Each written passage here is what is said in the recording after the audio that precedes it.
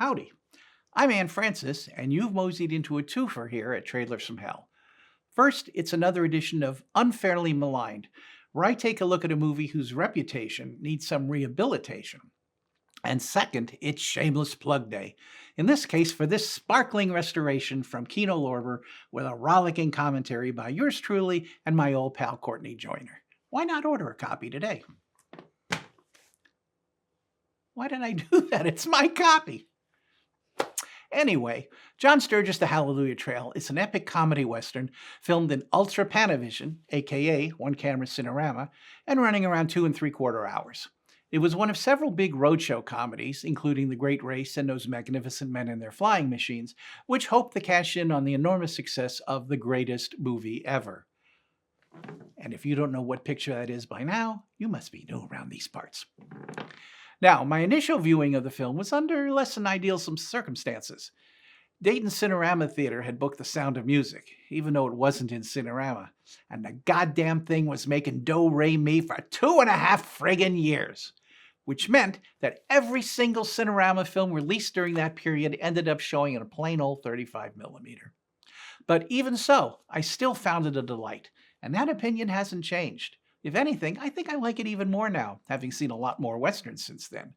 The critics didn't care for it, comparing it unfavorably to Cat Ballou, which strangely opened the same week.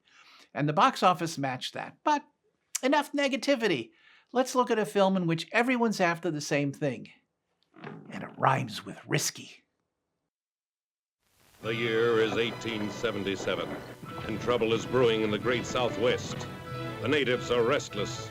The movie isn't as all-out slapsticky as this would leave you to believe, but they wanted to make you think it was a Western mad world, so there you are. John Gay's script cleverly juggles 4 different groups of people, all of whom have designs on the booze, but not all those designs are the same. Cool, Colonel. I don't wish to intrude on your privacy, Colonel, but this is vitally important. I'm taking a bath. Lancaster's indignation was genuine. He owed United Artists so much money from the losses on his self-produced films that he had to do this at a fraction of his usual salary.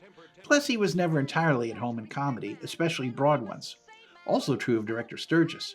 Now, the funny thing is, everyone says it's an hour too long, and they're probably right. But it's that extra hour that somehow makes them film so memorable. I mean, does anybody talk today about Texas Across the River? I don't think so. Veteran Western heavy Robert Wilkie has a rare comedy turn, a very rare comedy turn, as the chief, and his number 2, not really seen here, is Martin Landau in a riotous performance. Yes, it's politically incorrect, but hey, it's 1965. Just deal with it, okay?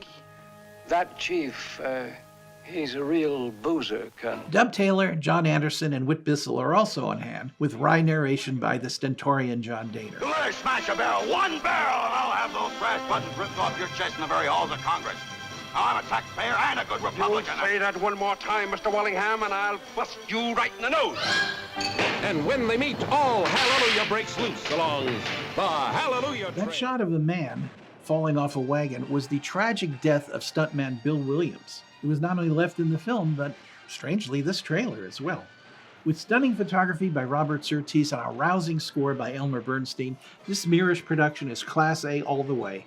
And across the desert of time, we can now enjoy it as the overlooked gem it really is. Now, go get a drink and get a copy.